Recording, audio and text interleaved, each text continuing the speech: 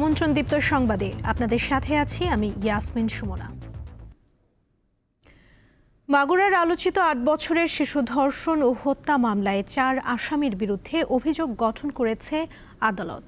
বুধবার সকালে মাগুরার নারী ও শিশু নির্যাতন দমন ট্রাইব্যুনালের বিচারক এম জাহিদ হাসানের আদালতে এ মামলার অভিযোগ গঠনের শুনানি হয়। এ সময় আদালতে উপস্থিত ছিলেন চার্জশিটভুক্ত ৪ আসামি, শিশুটির বোনের শ্বশুর, শাশুড়ি, বোনের স্বামী ও ভাসুর। মামলাটিকে জনগুরুত্বপূর্ণ বিবেচনা করে প্রসিকিউশনকে আইনি সহায়তা দিতে স্বরাষ্ট্র মন্ত্রণালয়ের স্পেশাল প্রসিকিউটর অ্যাডভাইজার এহসানুল হক সমাজিকে নিয়োগ দেওয়া হয়েছে।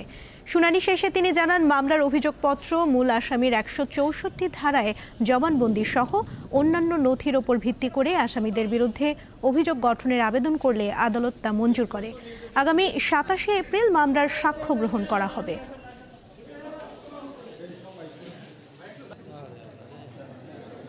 শিক্ষা উপদেষ্টার আশ্বাসের পরও উপাচার্যের অপসারণের দাবিতে অনশন চালিয়ে যাচ্ছে কুয়েটের আন্দোলনরত শিক্ষার্থীরা। বুধবার সকালে কুয়েট ক্যাম্পাসে গিয়ে আন্দোলনরত শিক্ষার্থীদের সাথে কথা বলেন শিক্ষা উপদেষ্টা ডক্টর CR আবরার। এ সময় শিক্ষা উপদেষ্টা বলেন, বিশ্ববিদ্যালয় পরিচালনার জন্য একটি আইন রয়েছে, সেই আইনের বাইরে যাওয়ার কোনো সুযোগ নেই। পূর্বের বিষয় নয়, বর্তমান পরিস্থিতিতে সরকারের প্রতি আস্থা রাখার আহ্বান জানান তিনি। শিক্ষার্থীরা শিক্ষা উপদেষ্টার আগমনকে স্বাগত জানালেও উপাচার্যের অপসারণ না হওয়া পর্যন্ত আন্দোলন চালিয়ে যাওয়ার ঘোষণা দিয়েছে।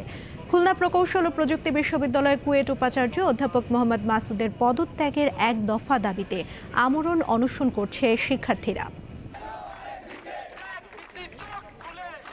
তারা চাইছে এখনই আমরা কোনো ঘোষণা দেই যার মাধ্যমে তারা যেন অনশন শেষ করতে পারে।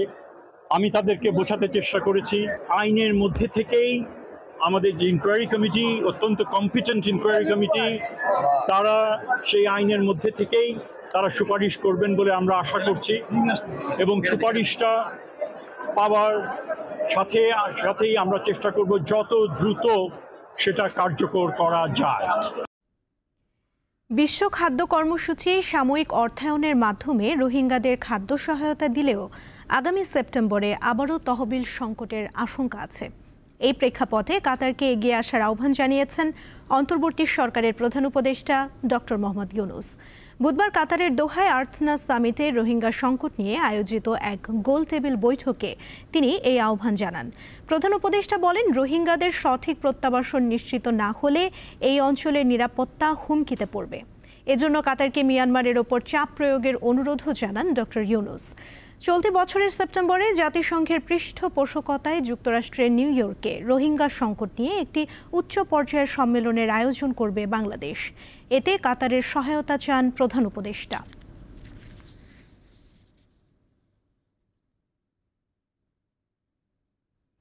বিশ্বের সব দেশের বিনিয়োগকারীদের বাংলাদেশে বিনিয়োগের আহ্বান জানিয়েছেন প্রধান উপদেষ্টা ডক্টর মোহাম্মদ ইউনুস।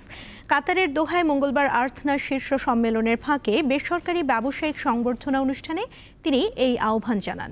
বিদেশি উদ্যোক্তাদের বাংলাদেশে তাদের কারখানা স্থানান্তরের আহ্বান জানিয়ে প্রধান উপদেষ্টা অন্তর্বর্তীকালীন সরকারের পক্ষ থেকে সর্বাত্মক সহায়তার আশ্বাস দেন। তিনি বলেন, অন্তর্বর্তীকালীন সরকার দেশের অর্থনীতি, বিচার বিভাগ এবং অন্যান্য খাতগুলিকে সংস্কার করেছে, যা ক্ষমতাচ্যুত সরকার তার ১৬ বছরের শাসনামলে ধ্বংস করে দিয়েছিল।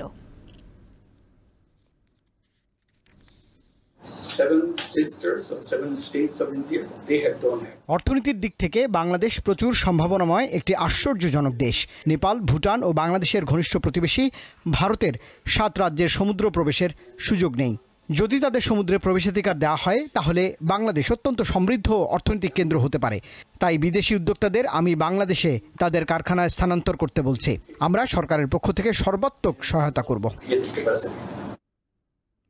ডক্টর মোহাম্মদ ইউনুসের বিরুদ্ধে দুর্নীতি দমন কমিশনের দায়ের করা অর্থ পাচার মামলা বাতিল করেছে সুপ্রিম কোর্টের আপিল বিভাগ।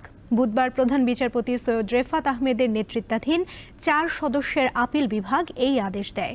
রায়ের পর দুদকের আইনজীবী জানান, হাইকোর্টের আদেশের বিরুদ্ধে অধ্যাপক ইউনুস সহ ৭ আসামির করা আপিল মঞ্জুর করেছেন আপিল বিভাগ। অধ্যাপক ইউনুস সহ অন্যদের আবেদন খারিজ করে হাইকোর্ট যে আদেশ দিয়েছেন তা বাতিল করা হয়েছে।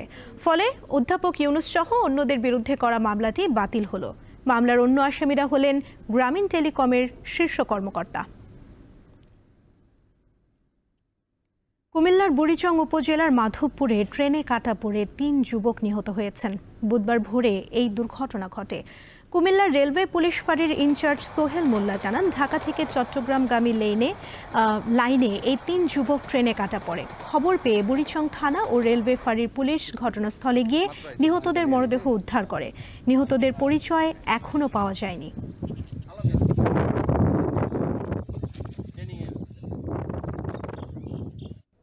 এবারে আন্তর্জাতিক সংবাদ। ভারতে কাশ্মীরের পাহেলগামে পর্যটকদের ওপর হামলার দায় স্বীকার করেছে পাকিস্তান ভিত্তিক সন্ত্রাসী সংগঠন লস্কর-ই তৈয়বার স্থানীয় শাখা কাশ্মীর রেজিস্ট্যান্স। স্থানীয় সময় মঙ্গলবার পর্যটকদের ওপর সন্ত্রাসী হামলায় 26 জন নিহত এবং অনেকে আহত হন। ঘটনার পরপরই মঙ্গলবার রাতে 2 দিনের সৌদি আরব সফর সংক্ষিপ্ত করে ভারতে ফিরেছেন প্রধানমন্ত্রী নরেন্দ্র মোদী। কাশ্মীরে পর্যটকদের ওপর হামলার ঘটনায় ভারতের প্রধানমন্ত্রী নরেন্দ্র মোদীকে ফোন করে নিন্দা ও সমবেদনা জানিয়েছেন যুক্তরাষ্ট্রের প্রেসিডেন্ট ডোনাল্ড ট্রাম্প।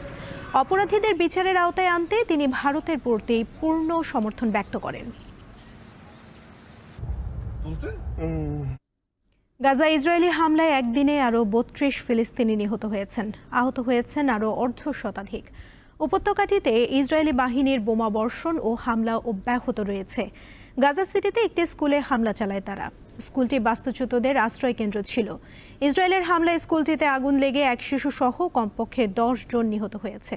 স্কুলের পাশাপাশি গাজা শহরের আলডোরা পেডিয়াট্রিক হাসপাতালে হামলা চালিয়েছে ইসরায়েল। এই হামলায় উপত্যকা জুড়ে উদ্ধার কাজে ব্যবহৃত বুলডোজারটি ধ্বংস হয়ে যায়। গাজায় নিহতের মোট সংখ্যা 51,260 ছাড়িয়ে গেছে।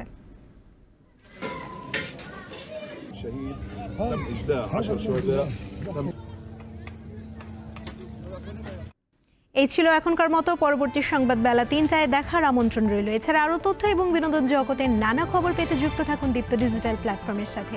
ধন্যবাদ সবাইকে।